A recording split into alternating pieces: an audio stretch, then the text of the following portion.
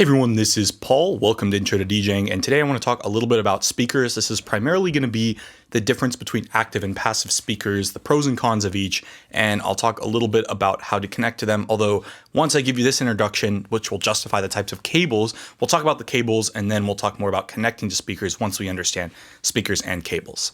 So when we come to amplified sound, we need speakers to get our signal from our DJ controller or our gear or our mixer out to the audience. So what we're actually doing is transducing an electrical signal, which is of course the audio file that we have, and in many cases a digital signal, into an acoustic wave. So what we need are cables to basically take the signal from one thing to the other. So what we're going to do is start from us as the DJ, and we want to send our signal to the audience. So we want to turn this into actual acoustic energy, acoustic sound wave, like what I'm doing when I'm talking here. So what we typically will do is, coming out of our DJ controller, is we will have some sort of audio cable, and this is at something called line level. This is a voltage where basically it's a pretty low voltage that's just for sending the audio signal itself. What then happens is this line level signal goes into some sort of amplifier here, and what the amplifier will do is it'll get its power from the main power, and it takes this line level signal up to what we call a speaker level. And the speaker level is a much higher voltage, and what this is able to do is the speaker level is pretty much the same audio signal, but it's amplified up to a level that's able to actually physically move the speaker cone in and out and push it to generate air. And this is what basically we do. We take our speaker cable, deliver our amplified signal to a speaker, and then the speaker is what then transduces our electrical wave at a high power into actual acoustic energy that the audience is listening to. So that's why we often see these different types of cables. And this, of course, will take us from speaker level voltage into actual loud level or sound pressure there. This is the transduction piece.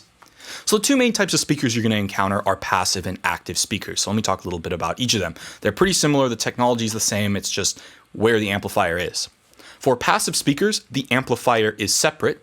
So basically what you're going to do is you're going to plug into your amplifier and then plug your amplifier into your speakers. Whereas for active speakers, of course, you obviously need your speaker piece and your amplifier piece. It's just the amplifier is built into the back of the speaker. So you still have an amplifier. It's just that the amplifier is actually built into the speaker rather than needing a separate amplifier. Now, there can be pros and cons to each of these, but I'm not really going to talk too much about that right now. I just want to talk to connecting these. So when it comes to passive system, what you're going to do is you're going to need an amplifier, which will itself need power, and it will need a line level signal. So power, I'm using red, and line level signal, usually XLR, I'm using green. And then we're going to use speaker wire, something like Speak-On or a 1/4 inch speaker wire, to take us from our amplifier to our speakers to deliver that signal. And from there, we're of course good. When it comes to active speakers, we do something a little bit different. You actually don't need the speaker wire at all because the amplifier is built in. All we do is we simply connect power into the power port on our speaker, and then we connect audio, a line level audio signal, and that is boosted and connected directly to the speaker itself. One of the benefits of this is you often can daisy chain power, which you can't necessarily do with passive speakers, meaning you can use the XLR or the audio through ports to then take a line level signal and send audio out, which is really nice. So you can have like your main speakers here, and if you're using active speakers, you can then just daisy chain out of them to some other speakers. Of course, those will need their own power too, but that's one of the benefits of active speakers. Now, most of us DJs actually use active speakers if we're setting our own PA, and here's the reason why. Even though in a lot of pro audio applications, you'll often see in like touring level rigs, passive systems. This really just has to do with the practicality of it. There are pros and cons to each of them, and you can obviously tell the difference by just looking at the connectors on the rear. If it has a power cable, if it accepts power, then it's a powered speaker or an active speaker or a self-powered speaker. That name's a little weird because it's not actually powering itself. You need to still plug it in the wall. It's just that it powers itself in the sense that the amplifier is built in. It doesn't need a separate amp.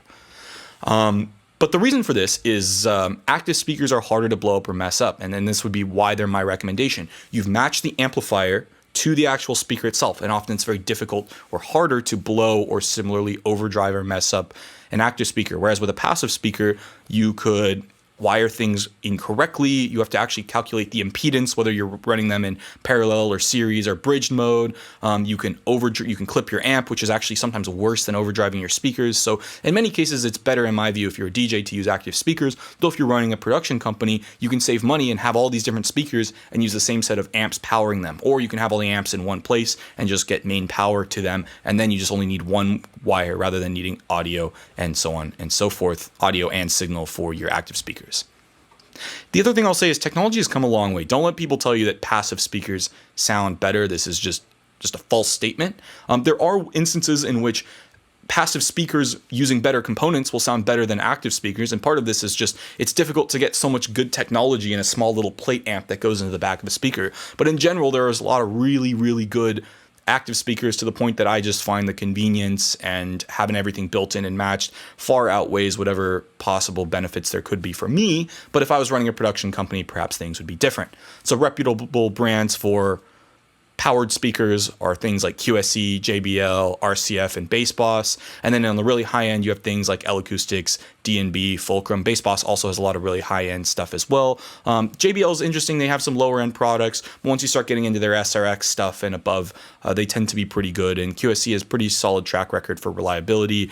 In general, at least with their original K series. I have had some problems with their K.2 series. So it is what it is. So once again, these reputable brands, and then the high end kind of rider type of brands you'll see as well.